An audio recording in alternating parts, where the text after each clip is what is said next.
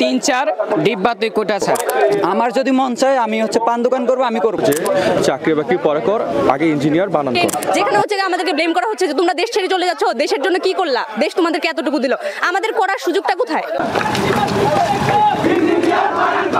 1 2 3 4 ডিব্বা তুই কোটা ছাড়।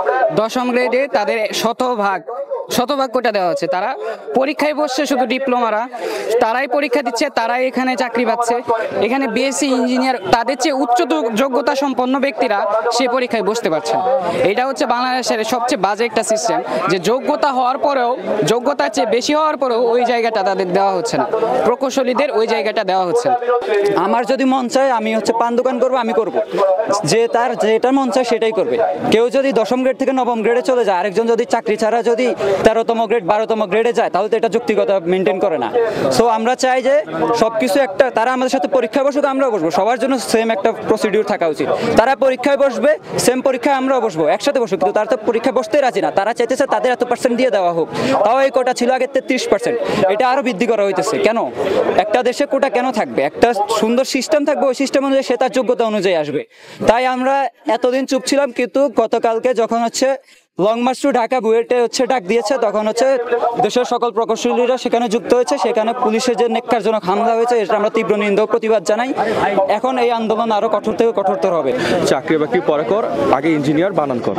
যে কারণটা হচ্ছে কি, মানে বেশিরভাগ আমাদের যে ডিপ্লোমারা যারা এখন চাকরিতে আছে, বেশিরভাগেরই আসলে মানে ইঞ্জিনিয়ার জিনিসটা কি বা ইঞ্জিনিয়ার কাকে বলে, ইঞ্জিনিয়ারের আসল ডেফিনেশন এরা এটা না জেনে এরা জাস্ট কিছু টেকনিক্যাল জ্ঞান অর্জন করে এরা আসলে 9ম গ্রেড বা 10ম গ্রেড যেটি বলেন এরকম বড় বড় পদে চাকরি করছে। আসলে একটা ইঞ্জিনিয়ার হতে মানে আমাদের মানে এই যে 4 বছর আমরা বিএসসি ডিগ্রি করতেছি, আমাদের 4 বছরে কত কিছু শেখানো হচ্ছে।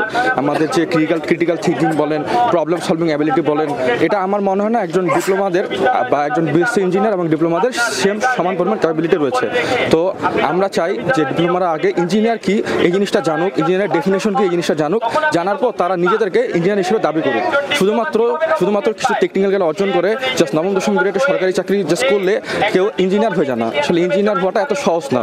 সহজ হলে আজকে সবাই এখানে ইঞ্জিনিয়ার হতো। তো আমি চাই যে আগে ডিপ্লোমারা জানুক যে ইঞ্জিনিয়ার কাকে বলা হয় এবং ইঞ্জিনিয়ার কে, এবং সেটা জানার পর তারা নিজেদেরকে ইঞ্জিনিয়ার হিসেবে দাবি করুক। তো চাকরির বাজারে আমরা গিয়ে সেরে দেখি যে ওখানে আমরা পাই শুধুমাত্র 9ম গ্রেডটা।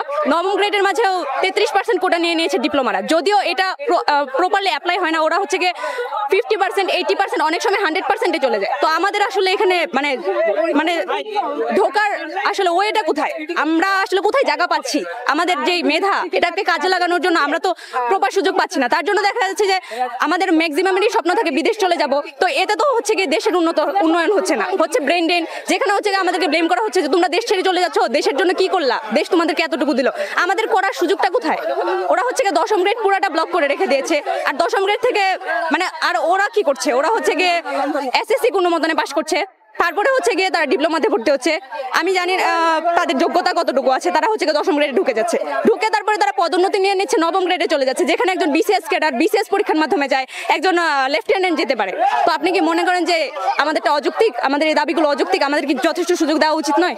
আমাদের আসলে এখানে চাকরি করার কোনো সরকারি চাকরি করার কোনো স্কোপটাই নাই, যার ফলশ্রুতিতে বেশিরভাগ বিএসসি ইঞ্জিনিয়ার আসা দেশ ছেড়ে চলে যাচ্ছেন। এবং আমরা বলি যে মেধা পাচার হচ্ছে। মেধা পাচার কেন হবে না?